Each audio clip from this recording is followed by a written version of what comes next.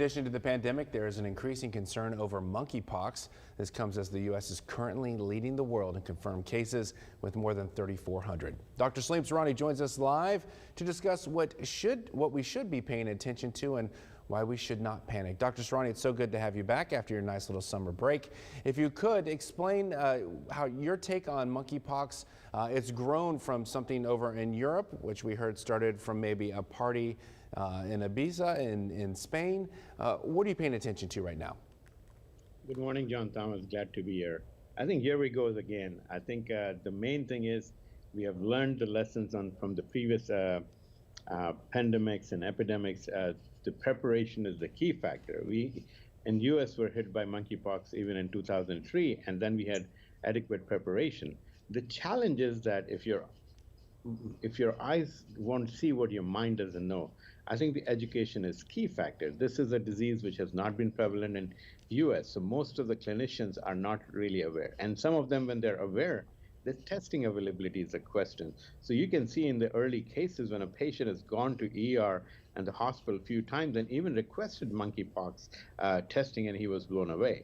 The second thing is in the early phase, it was very tough for the physician to order. We have to go to the lab and get the approval, be on phone for a few hours. So I think the key factor for any disease control and spread is the education. So in this case, I think it's not like COVID that, it has a very high transmissible rate.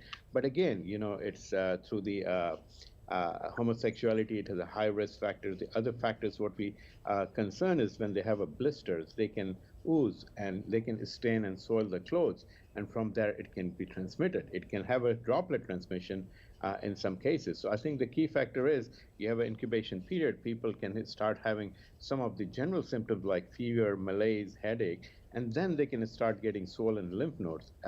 That's a lot of the time has been considered as, some area involvement in the rectum. They think it's a STD, and it has been confused with that.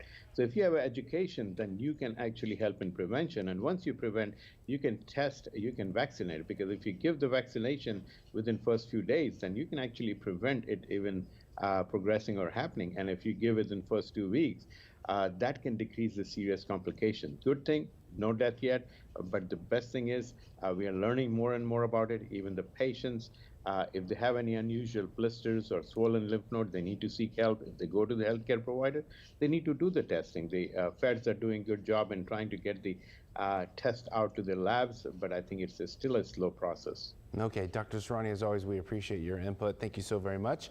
You're going to be joining Barbie in the next half hour discussing nurses and their mental health and the issues they still face. If you do have a question, send us a text at 361-855-6397. Dr. Surani will be here to address those questions.